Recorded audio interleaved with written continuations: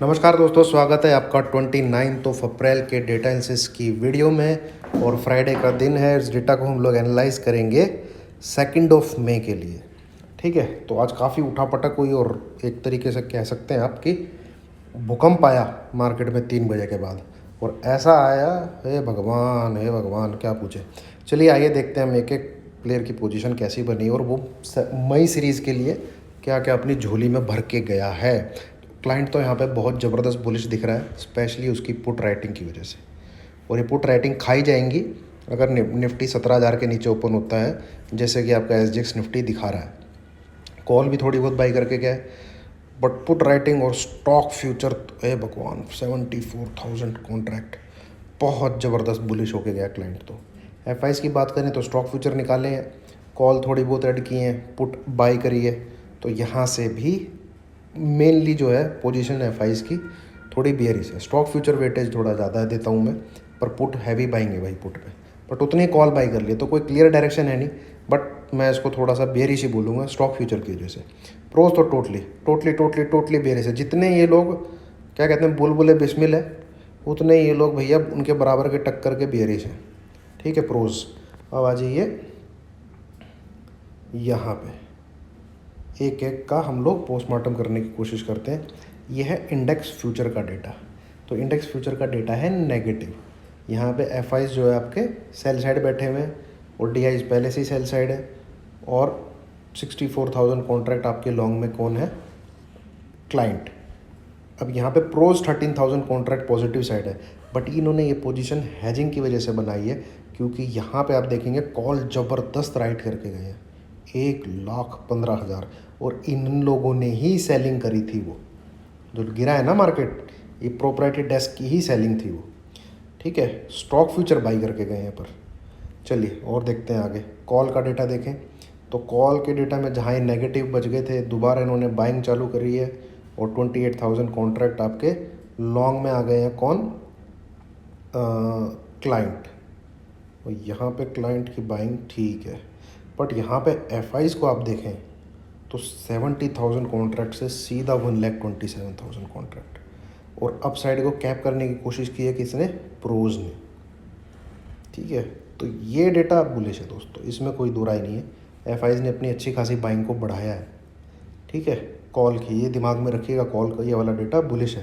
But up side पूरी call writing, भैया gap down खुल रहा है, क्या पता वहाँ बुक कर ली जाए, उसके बाद मार्केट को खींचा जाए। जो भी है वो कल के हमें मंडे को देखने को मिलेगा। बट ये डेटा मैं कहूँगा कि बुलिश साइड है। प्रोज ये है भैया 3,44,000 कॉन्ट्रैक्ट, 3,44,000 कॉन्ट्रैक्ट जो है आपके पुट की राइटिंग में है। मतलब इनको अगर रगड़ना है तो निफ्टी को 17,000 के नीचे जाना ही पड़ेगा। और अगर और भी रगड़ना है तो 16,900 के भी नीचे जा सकता है। और ये तबाह हो जाएंगे अगर 16,800 टूट गया क्लाइंट। ठीक है, तबाह हो जाएंगे, तबाह। अगर ये 3,44,000 पुट की राइटिंग है, ये इन्हीं लेवल्स की है, 17,000, 16,900, 16,800। और टोटली बाइंग में कौन खड़ा हुआ है अगेंस्ट में? आपके FIs 2,77,000 कॉन्ट्रैक्ट। और यहाँ पे अपनी बाइंग को इन्होंने भी बढ़ाया है। किन्होंने? प्रोज ने। तो टोटली जो बड़े प्लेयर हैं FIs, प्रोज, डेरिवेटिव में जो खेलते हैं, उन्होंने भैया पुट बाइंग कर रखी है। ये यहाँ पे डेटा में क्लियर कट दिख रहा है हमें। अब आते हैं हम लोग स्टॉक फ्यूचर की तरफ। स्टॉक फ्यूचर FIs ने निकाले हैं 1,35,000 से 1,28,000, 1,28,000 से 1,10,000। तो यहाँ से भी भैया ये दोनों डेटा है नेगेटिव। तो डेटा कुल मिला के जो कंक्लूजन बेस पे निकलता है वो निकलता है नेगेटिव। ठीक है, अब आ जाते हैं हम दूसरी चीज़ की चर्चा करते हैं। भैया गैप डाउन जैसे कि US मार्केट और ये SGX निफ्टी दिखा रहा है, तो क्या करना है? ठीक है, अब ध्यान से सुनिएगा। अगर निफ्टी 16,900 के आसपास खुलता है, ठीक है, अगर निफ्टी 16,900 के आसपास खुलता है तो आपको सेल करना है इस डेटा के बेस पे जब 8,090 ब्रेक हो जाता है। ठीक है, 8,000 कह रहा हूँ, 890, 16,890, 16,890 इसके नीचे जाता है तो आप शॉर्ट करेंगे। दूसरा, अब मार्केट खुलता है भैया 17,000 के आसपास। अगर 17,000 के आसपास खुलता है तो आप सेल करेंगे 16,980 बिलो, 16,980 बिलो। पहला टारगेट आपका रहेगा 950, दूसरा टारगेट आपका रहेगा 900। वहाँ पे एक बार आपको देखना है, जो चीज़ मैंने अभी रिपीट करी है, 890 ब्रेक होता है कि नहीं, ये चीज़ आपको दिमाग में डाल लेनी है। सेल साइड निफ्टी में इन्हीं 2 लेवल के आसपास खेलना है, ठीक है। और भैया नहीं, जो गैप डाउन वगैरह दिख रहा है वो नहीं होता है, निफ्टी खुलता ही 17,070 के ऊपर है, नो सेल, फिर कोई सेल नहीं करना, फिर 17,000 के नीचे ही सेल है भाई, ये आप मान के चलिए, उस बीच में सेल नहीं है। सिमिलरली बैंक निफ्टी भी 35,750 इस लेवल के नीचे सेल है, इससे ऊपर है प्लीज़ सेल करने की कोशिश ना करें, वो सपोर्ट टूटेगा तो आपको बढ़िया पॉइंट मिलेंगे। इस डेटा के बेस की बात कर रहा हूँ मैं। तो जो इमीडिएट सपोर्ट है मैंने आपके सामने वो रखे हैं। अगर ये डेटा सच्चा है, अगर ये कॉन्ट्रैक्ट जितने बाई करके, देखो मैं दोस्तों फ़र्क समझाता हूँ आपको, ये जो है ये पुट नहीं है।